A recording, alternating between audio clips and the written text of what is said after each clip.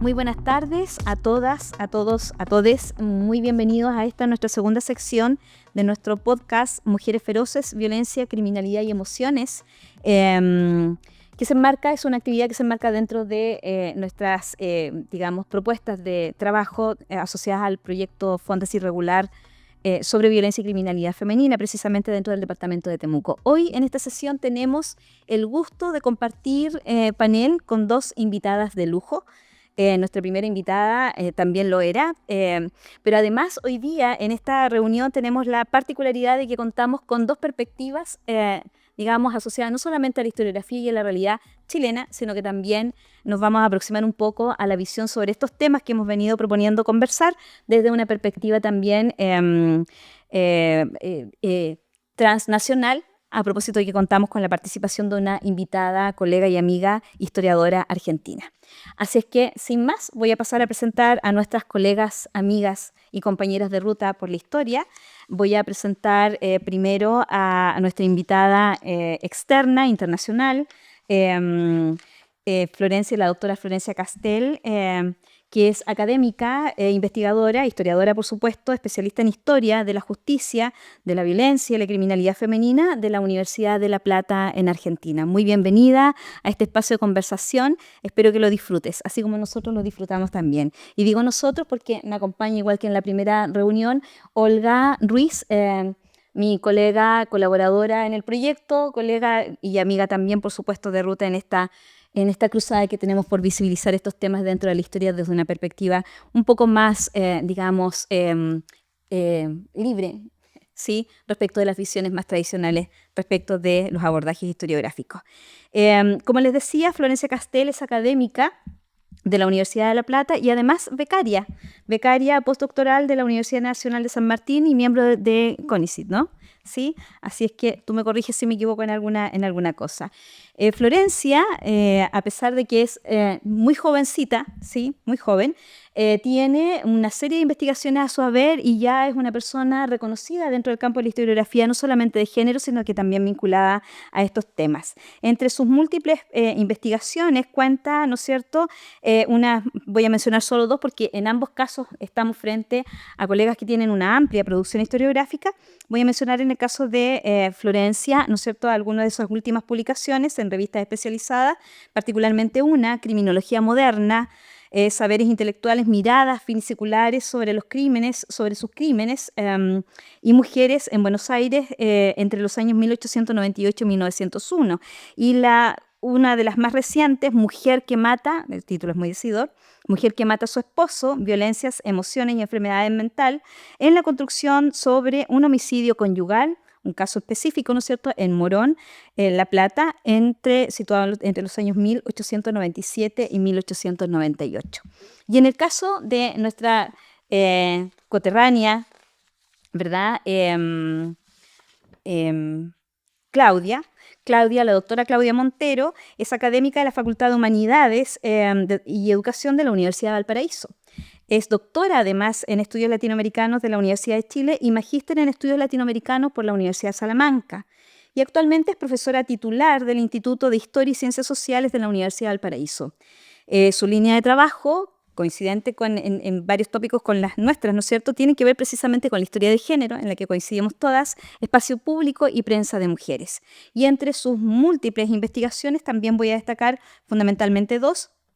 Una en la que participa, ¿no es cierto?, junto a otras colegas y también historiadoras amigas, ¿no es cierto?, Ibert Lozoya y Graciela Rubio, y que lleva por título Historia de Género y Dictadura, las violencias del régimen hacia las mujeres como un campo de poder político, editado en el año 2023. Y una publicación de un artículo, de algunos de los artículos más recientes, en este caso de Claudia, junto con Leonora Rubio y Graciela, con Leonora Reyes, y Graciela Rubio, Escrituras de maestras en Chile, perspectivas para su estudio 1880-1920, publicada en la Revista Chilena de Literatura. Muy bienvenidas a ambas y bueno, sin más, Olga, me parece que tú estás ansiosa de formular la primera pregunta o la primera invitación a conversar. Sí, es una invitación a conversar. Hola Flo, hola Claudia, un gusto tenerlas acá. La verdad es que es la misma pregunta para las dos y es que nos cuenten en qué están trabajando actualmente. Yo sé que nosotras sabemos que las dos tienen una larga trayectoria de investigación en temas que por supuesto son de nuestro interés, violencia, emociones, género, pero en este momento, ¿en qué se encuentran? ¿Qué se traen entre manos? Esa es la pregunta. Bueno, primero muchas gracias por la invitación a participar del podcast. Estoy muy contenta de estar acá.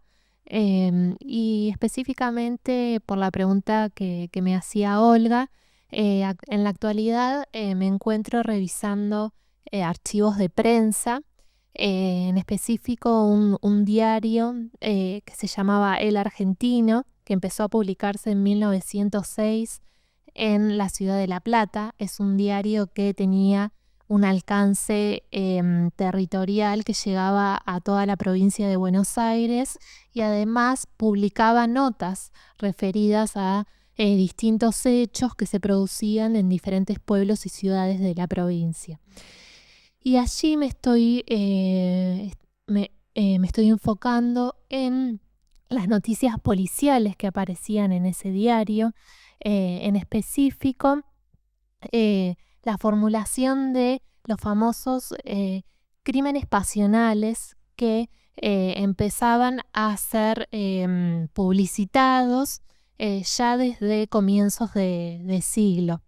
Esto se vincula con los procesos de sensacionalismo que había presentes en la prensa, la modernización de la prensa en esa época. Y yo por lo que me estoy interesando específicamente es cómo empezaron a aparecer esos crímenes sensacionales, cómo se fue desarrollando una narrativa sobre estos crímenes y cómo particularmente empezaron siendo crímenes publicados de una baja sensacionalidad y luego fueron transformándose en grandes titulares, sobre todo luego de la Primera Guerra Mundial. Después de que las noticias sobre la Primera Guerra fueron dejando lugar a otras novedades más domésticas, y allí pude encontrar casos en los que fueron desarrollados con cierta periodicidad. Hacia fines de la década de 1910 empieza a haber una periodicidad de estos casos, de estos crímenes pasionales que son publicados, en los que aparecen tanto casos de violencia masculina hacia las mujeres, como así también algunos casos de mujeres que han asesinado a sus esposos o a sus parejas en contextos de violencia conyugal. ¿Y la prensa sigue un caso particular, le da continuidad o son solo fragmentos? Hasta antes de la guerra eran solamente fragmentos y eran muy pocos los casos que se preocupaban por tener una periodicidad. Pero después de la guerra se empieza a desarrollar una periodicidad de esos casos, que está preocupada también por un diario que está preocupado por atraer a lectores nuevos. Es un diario, El Argentino, que competía con otro a nivel provincial y local, y estaba interesado en atraer estos nuevos públicos, que además estaban siendo alfabetizados por la educación pública en Argentina. Entonces, esos públicos se iban incorporando y iban siendo enganchados por estas noticias sensacionalistas. Bien, muchas gracias. ¿Y tú, Claudia? Bueno, en este momento, junto con Leonora Reyes, a propósito de las publicaciones que subrayaste, con la profesora Leonora Reyes de la Universidad de Chile, con la profesora Graciela Rubio de la Universidad de Valparaíso y con la profesora Andrea Robles, tenemos un proyecto Fondesit regular que yo dirijo y que tiene como objetivo analizar escrituras hechas por maestras en el ejercicio de su profesión entre 1870 y 1930. ¿Esto por qué? Porque creemos, y bueno, ya estamos en el último año, así es que hemos logrado confirmar nuestra hipótesis inicial, es que las maestras en este contexto de exclusión del espacio público, y ahí yo tengo que decir que mi pregunta constante desde el inicio de mi carrera ha sido por la relación de las mujeres con el espacio público, y a partir de allí realicé estudios sobre la prensa. Entonces, en este contexto de exclusión del espacio público, la docencia era una forma legítima o casi la única forma legítima de entrar al mundo profesional, y en esa acción que estaba marcada por normas de género que definían a las mujeres docentes como reproductoras de un orden, de unas ideas, etcétera. Ellas, a propósito de las mujeres feroces, ellas jugaron en la liminalidad de ese lugar para poder producir conocimientos. Entonces el proyecto se ha tratado de ver cómo en el ejercicio de la docencia estas mujeres producen conocimiento, suponiendo que solo debían reproducirlo. Y ahora, más específicamente, lo que estoy escribiendo ahora en particular es una cuestión que me tiene súper interesada, porque dentro de los documentos que hemos revisado apareció el MEMCH, que es el Movimiento por la Emancipación de la Mujer, que en diciembre del año 39 hace una exposición. A la usanza de exposición universal, hace una exposición con el objetivo político de marcar la acción de las mujeres en la historia de Chile. Y entonces monta todo un dispositivo para mostrar lo que no estaba dicho. Y entonces crea salas, saca estadísticas, texto, muestra. Es una cosa impresionante. Entonces esto lo hemos leído, es como leer esa exposición como una forma de producir conocimiento desde la educación popular, ¿ya? Porque no es la primera acción que conocemos del MEMCH como acción popular, porque estaba preocupado de educar a las mujeres que eran el sujeto político. Pero lo otro interesante es que en el texto que significa esta exposición, yo sé que la exposición no es un texto, pero podríamos entenderlo como una forma de texto, hacen algunas operaciones históricas. Como por ejemplo, por primera vez hacer esto que nosotros conocemos ahora como la historia reivindicativa, que es decir, las mujeres estuvieron aquí, ¿ya? Y poner a las mujeres dentro de la historia. Entonces, esa es una operación histórica o historiográfica súper interesante, que es material, la podemos ver sus huellas ahora, ¿no? Pero es una acción historiográfica muy interesante. Muy bien.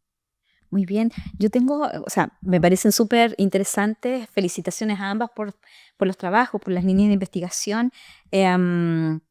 Y mientras exponían una y otra, yo me preguntaba, y probablemente quien escuche este podcast también, ¿dónde convergen, ¿no? O cuáles son los puntos en común que podríamos ver entre ambas. Bueno, de partida me parece, tal como tú muy bien lo explicabas, Claudia, ¿no es cierto? Tanto desde el punto de la producción de conocimiento hay una agencia evidente por parte de las mujeres que les permiten ahora convertirse en su objeto de estudio a propósito de tus propios intereses también con la historia.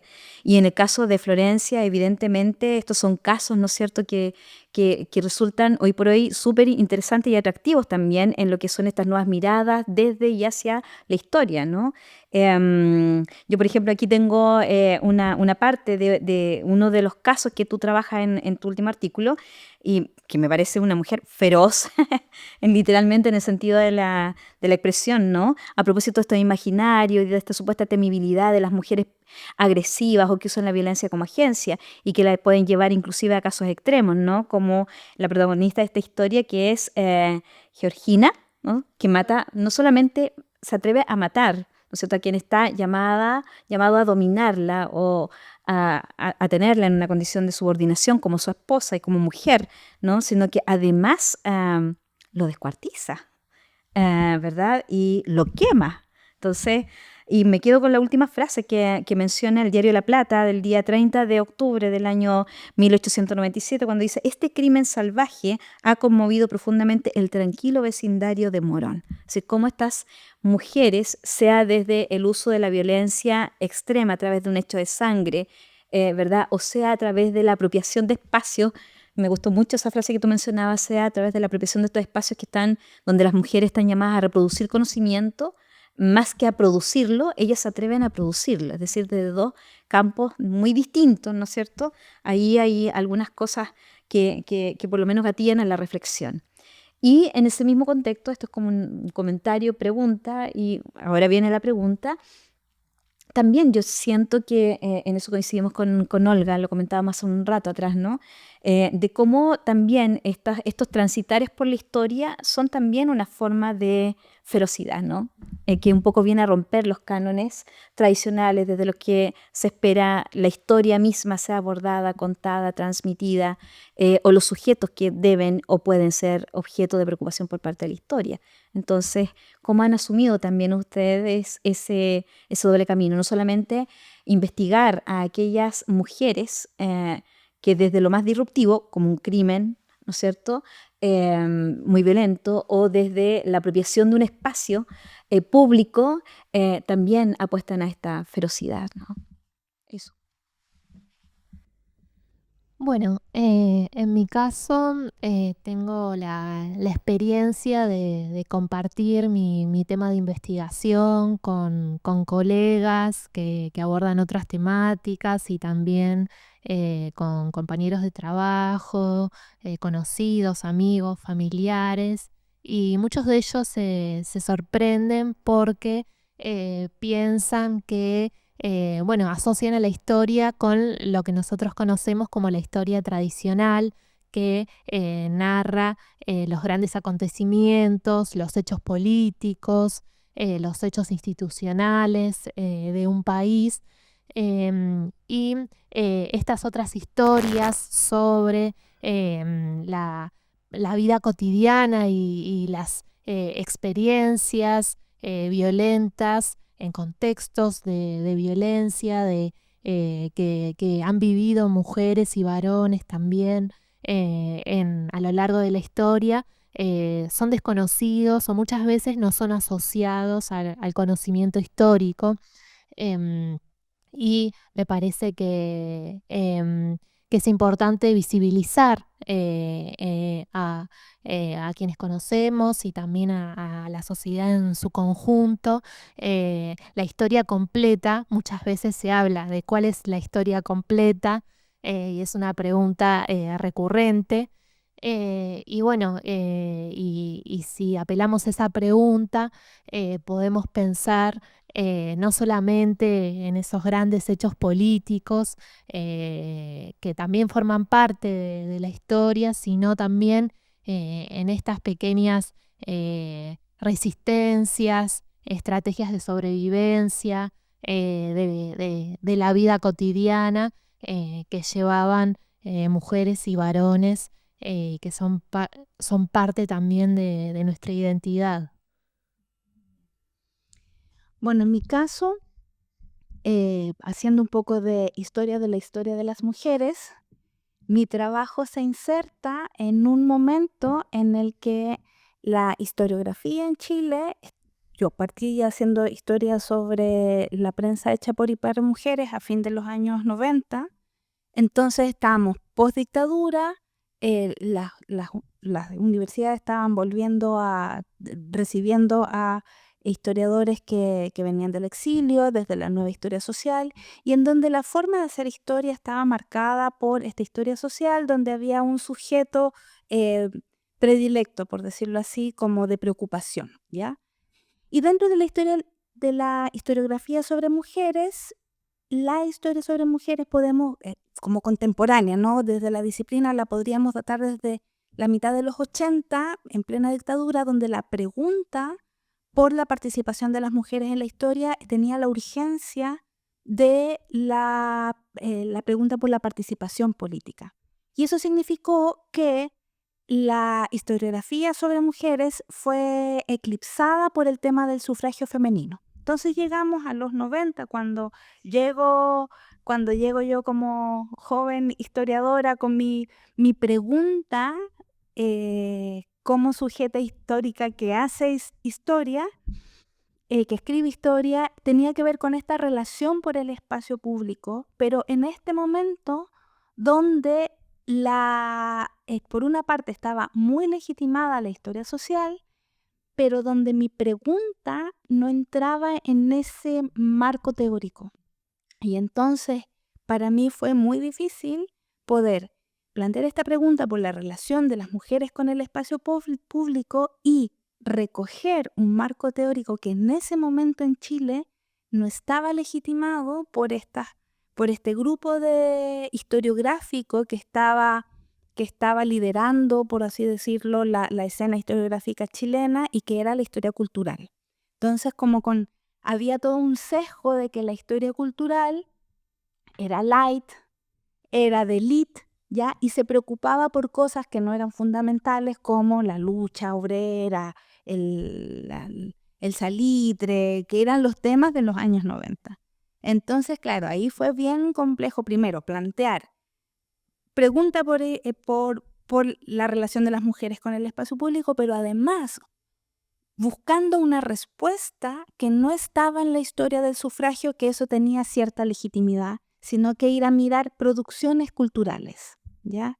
Entonces sí, ahí fue, esa es la historia compleja del límite, ¿no? Y de jugar con aquello. Sí. O sea, tengo la impresión de que estos enfoques enfrentaron distintas resistencias, no solo de la historia como más conservadora, positivista, también de la historia social, ¿no? O sea, estábamos como bajo fuego cruzado. Yo me acuerdo cuando después de la licenciatura hice el magíster en género, un destacado historiador muy famoso me dijo, te fuiste a la derecha. Porque hacer historia hacer un magíster en estudios de género, él lo leía, un connotado historiador social, pensaba que era ser de derecha. Entonces, efectivamente, a quienes tenemos ya varios años a cuestas, no fue fácil a fines de los 90 y comienzos de este siglo abrirse camino, ¿no? Hubo que enfrentar distintas batallas. No sé cómo fue tu experiencia, Jessica. Bueno, yo podría, no soy yo la entrevistada, pero yo creo que todas tenemos una historia que contar, ¿no? En algún minuto comentábamos en un espacio muy distinto de sociabilidad con una colega, historiadora también, que a mí me parece que también ahí hay un espacio, ¿no? de avanzada por el que se podría de pronto comenzar a transitar. Es decir, contar nuestras propias experiencias de cómo hemos ido convergiendo a ciertos temas y cuáles han sido las resistencias y las defensas, aprovechando el título de nuestro podcast, ¿verdad? Que de pronto de manera feroz nos ha tocado hacer respecto de nuestros temas de investigación, respecto de la legitimidad de proponer y de atreverse a proponer y de sustentar en el tiempo también estas preguntas, ¿sí? Es decir, me gustó mucho esa alusión, mi pregunta, porque también yo sentí en algún minuto en el tránsito, sobre todo, parece que ahí hay una crisis, ¿no? O hay un punto de inflexión entre el pregrado y el posgrado, cuando uno comienza a atreverse a hacer las preguntas, uno a la historia, y también yo sentía que mis preguntas y sobre el lugar de ciertos sujetos, particularmente de las mujeres, en la historia no cabía, no estaba. Y pese a que efectivamente ya había un tránsito importante hacia la historia social, la historia de la vida cotidiana, la historia cultural, ¿no? Y supuestamente nosotros estábamos, digamos, convergiendo hacia espacios bastante menos rígidos que antes, pero uno descubría, ¿no es cierto?, que finalmente dentro de esa vanguardia que se supone tenía esta nueva impronta de la historia, había muchos espacios de reflexión no solamente sobre los temas, sino que también a nivel teórico metodológico respecto de ciertos sujetos, ciertos momentos, ciertos enfoques dentro de esa misma historia que se decía renovada. Entonces, y yo recuerdo las clases cuando nos decían, y bueno, ahora la historiografía busca y valora el lugar del sujeto en la historia. Pero tú decías, aquí no están todos los sujetos, aquí no están todas las voces, aquí no hay una polifonía completa. Y bueno, y yo creo que como a todas nos pasó, yo también pues, elegí tratar de escuchar la voz de alguien que ni siquiera estaba considerado en el coro. Entonces, sí, esas son batallas que tuvimos que librar en algún minuto. Y no tiene que ver con esta cosa, ¿no es cierto?, así como aparecer como súper, digamos, innovadora. No, porque me parece que en su minuto cada una de nosotras, y como muchas otras, y como muchos otros también, tuvimos que dar estas defensas, ¿no? Tuvimos que armar estas estrategias para irnos validando dentro de medio, así como hay muchos historiadores nuevos, ¿no es cierto?, que también están intentando hacer lo mismo con otros temas y tal vez, esperemos que no seamos nosotros en la resistencia frente a la cual ellos se tengan que enfrentar de manera feroz, ¿no? Ya me he planteado esa Sí, pregunta. sí, Me- sí, me- cierto. me- Es me- interesante. Me he visto en ese lugar de pensar no ser alguien que ponga cortapisas a nuevas ideas, nuevas perspectivas, nuevas formas de tratar las fuentes, por ejemplo, Exacto. etcétera. Sí. En mi caso en concreto, yo empecé a pensar la investigación de posgrado en los años 2014, 2015, momentos de mucha efervescencia del nuevo movimiento, de los nuevos movimientos feministas, y en esa época se empezaba a hablar mucho de la violencia de género, mismo el concepto de género se empezó a popularizar en Argentina. Y entonces, justo en ese momento, yo doy con las fuentes sobre mujeres agresoras y homicidas de sus parejas. Y a mí me pareció interesantísimo porque era darle una vuelta más a todo eso que se estaba debatiendo y charlando en la sociedad. Muchos me decían, pero ese tipo de violencia no existe. ¿Cómo vas a hacer para estudiarla si no existe? Y bueno, me pareció una buena oportunidad justamente para revalidar la agencia que la historiografía le quiere devolver a las mujeres, justamente poner el acento en esas violencias que ellas fueron construyendo por uno u otro motivo que habrán tenido, ¿no? Pero en ese sentido me preguntaba si no, porque era como ir a contracorriente del discurso Sí, público, sí. ¿no? Que era un discurso público instalado por el feminismo donde se ponía mucho énfasis en la victimización de las mujeres, ¿no? Entonces de pronto tú apareces hablando de las mujeres que ellas son las que transgreden, las que asesinan, las que descuartizan, como el caso que vimos recién. Entonces, ¿cómo dialogaste con ese contexto? Porque el contexto era, tú ibas a contracorriente, ¿no? Del discurso hegemónico en ese momento. Sí, exacto, sí. Iba a contracorriente, sí. Sí, no fue fácil. Me ayudó mucho, bueno, dialogar con distintos investigadores, investigadoras que ya habían avanzado en esos temas y pensar y situarme como parte también de una historiografía. No pensarme sola en la investigación, sino también acompañada de otros y otras que también estaban pensando en las mismas preguntas. Y creo que ese fue mi punto de apoyo en medio, sí, de una tendencia que no me favorecía. Que como a a contracorriente o como eco de lo que está planteando Florencia. Me parece interesante una de las cuestiones que nosotras hemos encontrado en esta investigación sobre maestras, porque lo que podemos ver es que en Chile, y me imagino que en otros países en América Latina, no me imagino, lo sé, en otros países de América Latina, la discusión sobre la educación de las mujeres en el siglo XIX era un tema país, no hacía el sufragio. Es muy terrible decirlo, pero no hacía el sufragio. El sufragio era una discusión de nicho.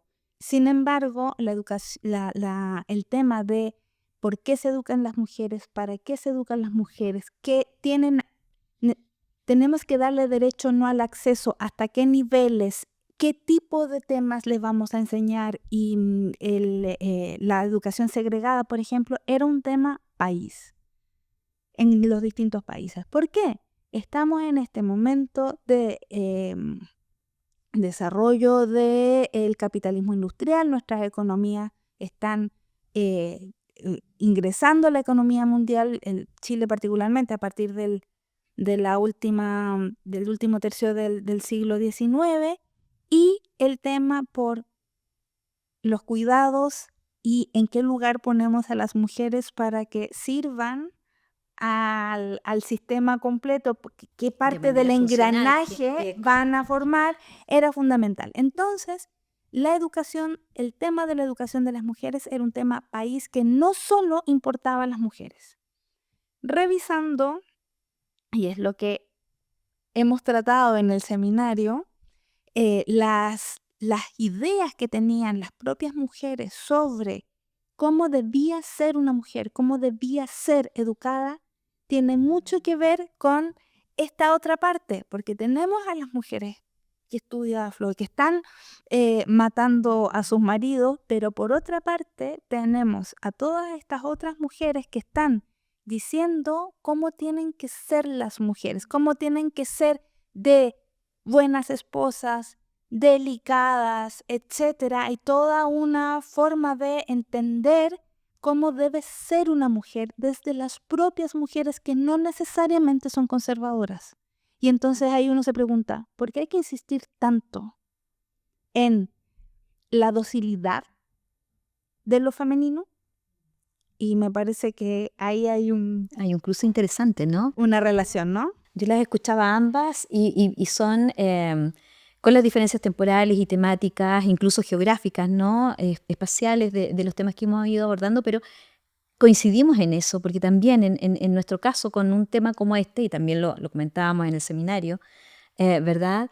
Estas mujeres precisamente vienen a generar una disrupción dentro de un modelo, ¿no es cierto? Que no necesariamente tiene que ver con, o sea, que por una parte sí tiene mucho que ver con estos procesos que tú decías, procesos de avanzada del capitalismo, entonces se necesitan sujetos que sean funcionales y a cada quien le corresponde un rol, y bueno, el rol de la mujer está directamente asociado a ser funcional a ese esquema, ¿no?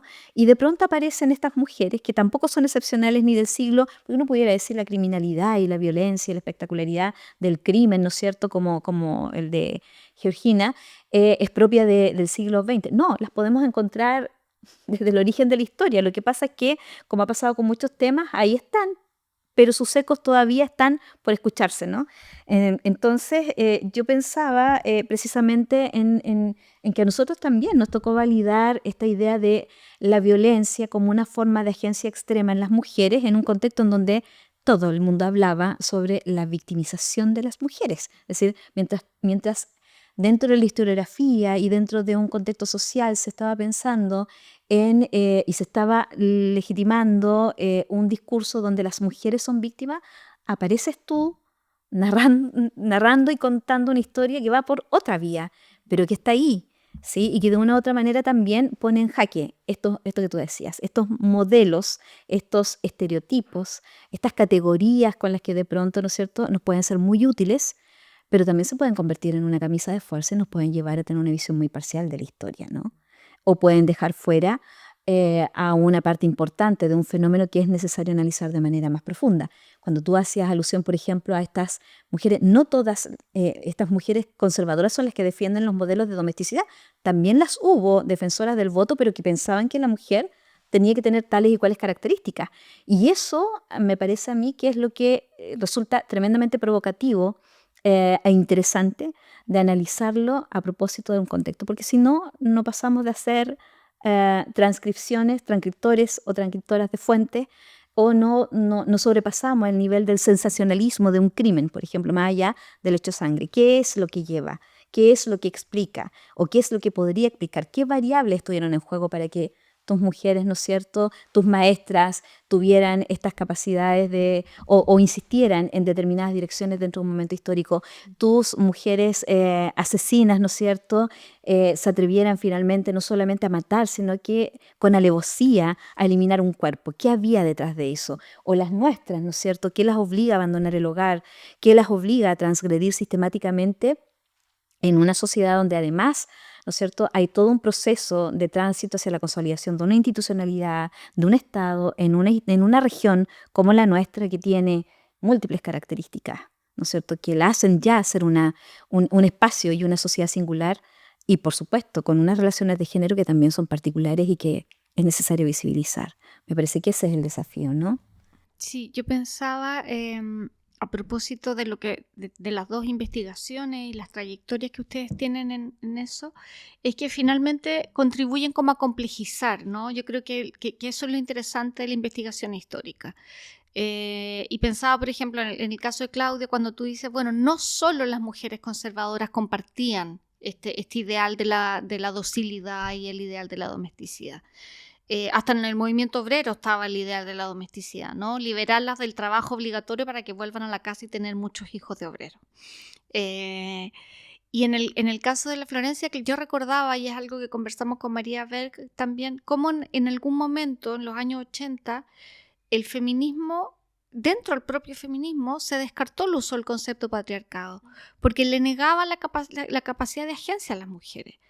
Y hubo una gran discusión y un gran debate teórico y se desechó la categoría, porque justamente victimizaba, anulaba y era incapaz de dar cuenta de las violencias femeninas, por ejemplo.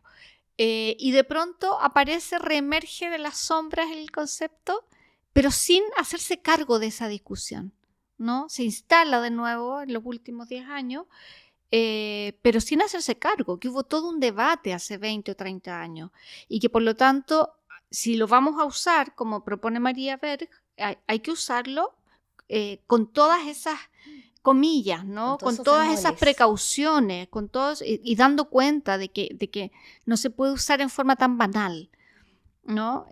Porque si no, nuevamente estamos reproduciendo este modelo de la mujer siempre buena, que es muy parecido al feminismo católico de hace 100 años atrás. La mujer siempre buena, la mujer víctima, la mujer bondadosa, la mujer que viene a purificar la política porque no tiene defectos, o sea, moral superiormente solo por ser mujer, que es un discurso muy conservador. Entonces me parece que los trabajos de ustedes, de ambas, pese a que son distintos tiempos, distintas latitudes, vienen a complejizar eso, ¿no? Y tal vez ese sea uno de los aportes de la historia, de la disciplina histórica, que nos permite complejizar, ir más allá de los lugares comunes, ¿no?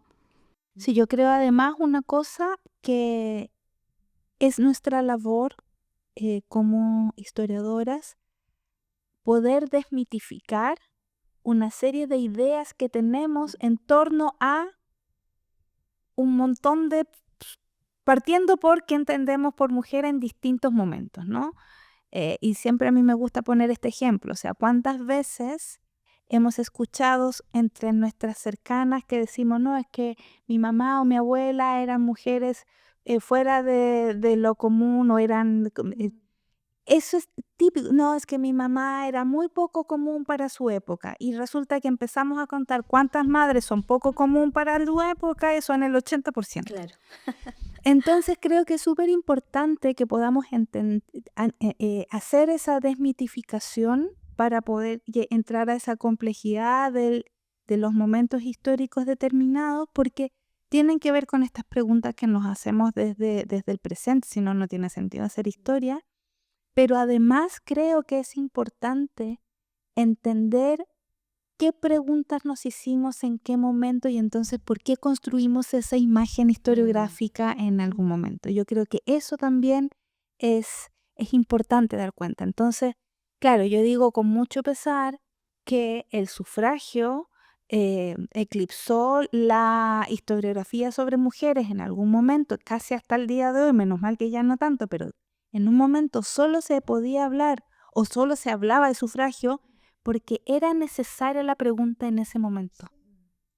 ¿Cachai? Y eso implicó definir ciertas ideas sobre las mujeres que crearon mitos que ahora tenemos que volver a mirar. Y entonces implica no solo mirar nuestra fuente y el momento, sino que también cómo fue estudiado en determinado momento. Sí, y cómo fue abordado por nosotras, por otras junto a nosotras, y cómo van a ser abordados los mismos temas probablemente desde otras lecturas para adelante, ¿no? Sí, yo coincido plenamente contigo.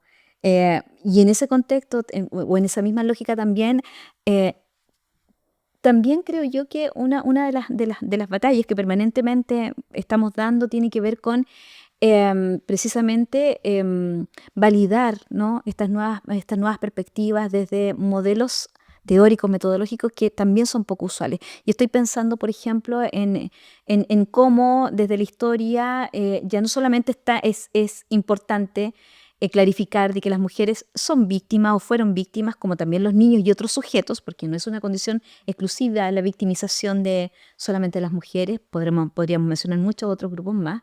No solamente son víctimas, sino que también tienen potencialmente en algún minuto de sus trayectorias vitales, ¿no es cierto?, han demostrado que son capaces de tomar otros caminos más allá de la victimización, el sacrificio o esta visión, esta noción de subordinación, ¿no? Pero en esa misma lógica también, ¿no es cierto?, habrá que entender de que los modelos tradicionales nos quedan estrechos y entonces se van buscando estas nuevas miradas y de pronto en eso uno se encuentra con otras formas de resistencia. Y pienso, por ejemplo, volviendo al tema de las mujeres violentas, como el tema de la patologización de las mujeres, hoy día desde la historia también esta aproximación desde las emociones genera suspicacia, sospecha respecto del rigor, ¿no? Que me parece también que esa es una de las permanentes luchas que se están dando cuando se pretenden hacer estas nuevas aproximaciones a la historia, ¿sí? ¿Cómo ven eso ustedes? Bueno, yo en mi caso pienso que, por ejemplo, podemos incorporar la perspectiva de género, la perspectiva de la historia de las emociones, así como otras nuevas formas de ver la historia, sin abandonar el rigor de la historia y sin dejar de pensar que es una ciencia social.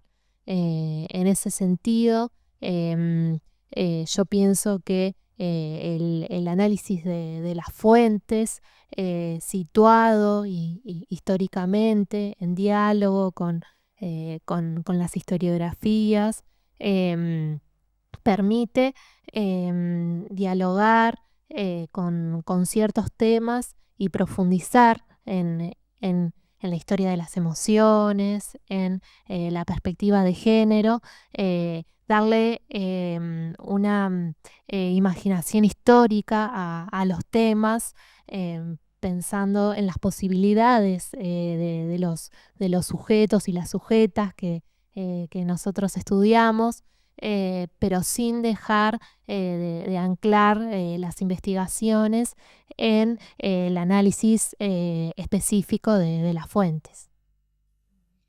Sí, yo ahí me gustaría como apuntar a toda esta cuestión que tiene que ver con el uso de las categorías a propósito de lo que hablábamos hace un rato, ¿no? Y cómo es eh, integrar las categorías en toda su complejidad al momento de realizar los análisis. Solo un ejemplo, la categoría de género, ¿no? Y entonces, cómo el deber que tenemos de aplicar las categorías articuladas dependiendo de lo que vayamos a estudiar, ¿no?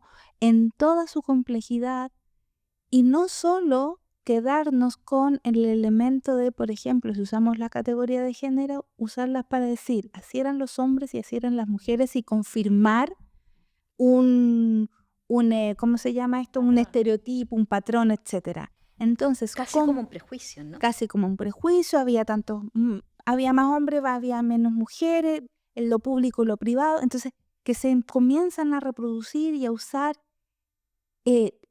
sin la complejidad y la densidad que poseen, o del tránsito que han tenido las categorías para poder dar cuenta de elementos.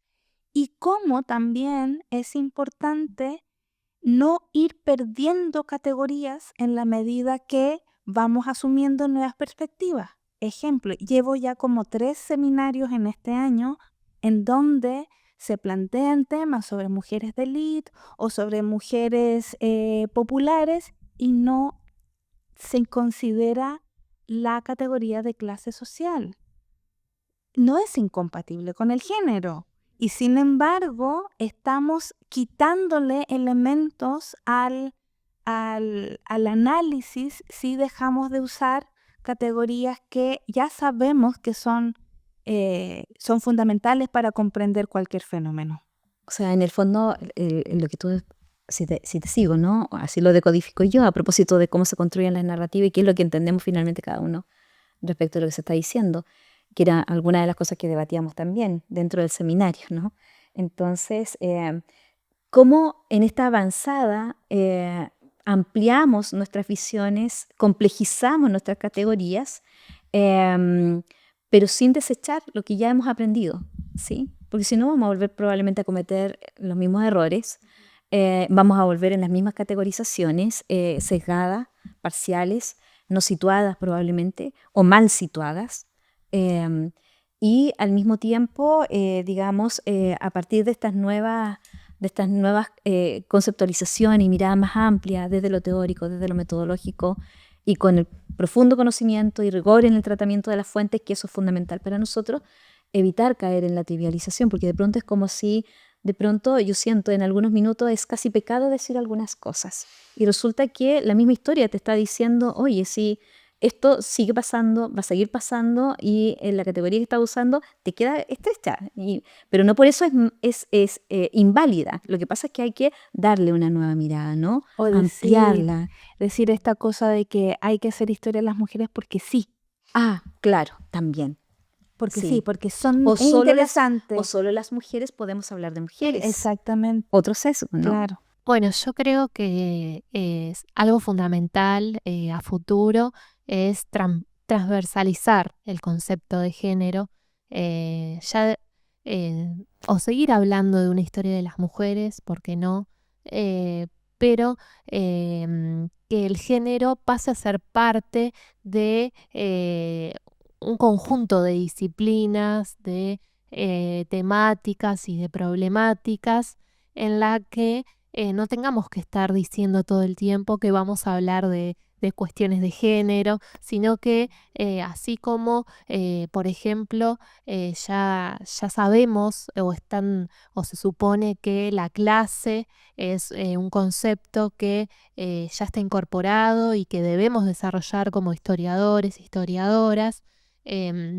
Así también el género debería ser parte de el conocimiento metodológico que se supone que debemos tener como historiadores, historiadoras. Es difícil también en épocas de crisis de las nuevas derechas, en donde estas categorías como el género se ponen en cuestión y uno tiene que defenderlas políticamente en el contexto actual, pero sin embargo, más allá de esa defensa política, pienso que tenemos que dar en un ámbito, y es importante, en el plano académico, sería importante que que pensemos el género como una categoría que marca jerarquías, así como también las marca la clase, la edad, la espacialidad y muchas otras aristas que en la confluencia me parece que permiten situar históricamente a los casos que estudiamos y en ese situar históricamente se develan estas complejidades de las que hablamos y que es importante seguir ahondando. Muy bien.